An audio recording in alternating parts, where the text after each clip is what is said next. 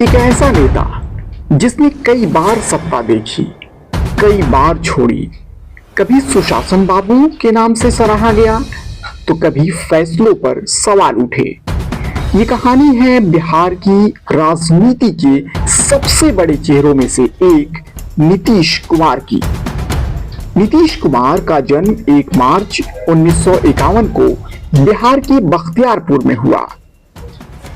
उनके पिता कविराज राम लखन सिंह एक आयुर्वेदिक डॉक्टर और स्वतंत्रता सेनानी थे।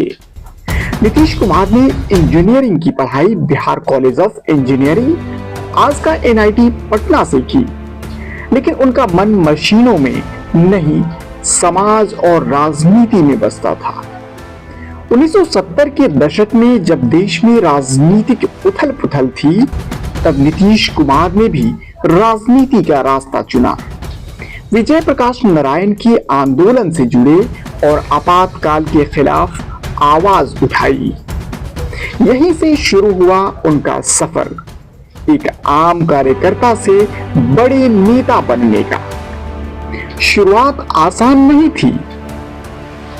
1985 में पहली बार जीतकर बिहार विधानसभा पहुंचे। धीरे धीरे उन्होंने अपनी पहचान बनाई और 1989 में लोकसभा सांसद बने। इसके बाद केंद्र सरकार में भी अहम जिम्मेदारियां निभाई। रेल मंत्री, कृषि मंत्री जैसे बड़े पदों पर काम किया। रेल मंत्री के रूप में उन्होंने कई अहम सुधार किए, जिससे उनकी छवि एक ईमानदार और काम करने वाले नेता की बनी। साल 2005 बिहार की राजनीति में एक बड़ा मोड़ आया। नीतीश कुमार पहली बार बिहार के मुख्यमंत्री बने। उन्होंने कानून व्यवस्था, सड़क और शिक्षा पर खास ध्यान दिया। बिहार जो कभी पिछड़ेपन के लिए जाना जाता था, धीरे धीरे विकास की राह पर बढ़ने लगा। इसी दौर में उन्हें सुशासन बाबू कहा जाने लगा। लेकिन राजनीति में सफर कभी सीधा नहीं होता। नीतीश कुमार ने कई बार गठबंधन बदले, कभी NDA तो कभी महागठबंधन। इन फैसलों ने उन्हें सुर्खियों में भी रखा और आलोचनाओं में भी। कुछ लोगों ने इसे राजनीतिक मजबूरी कहा तो कुछ ने अवसरवाद। 2020 में एक बार फिर नीतीश कुमार मुख्यमंत्री बने। हालांकि सीटें कम थीं, लेकिन अनुभव और रणनीति ने उन्हें फिर कुर्सी तक पहुंचाया।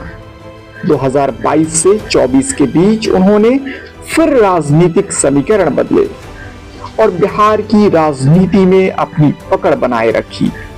2026 तक आते आते नीतीश कुमार बिहार की राजनीति के सबसे अनुभवी और प्रभावशाली नेताओं में गिने जाने लगे। एक ऐसा नाम जिसे नजरअंदाज करना किसी भी पार्टी के लिए आसान नहीं। एक साधारण परिवार से निकलकर इंजीनियर से नेता बनने तक संघर्ष, फैसले और सत्ता के कई उतार चढ़ाव।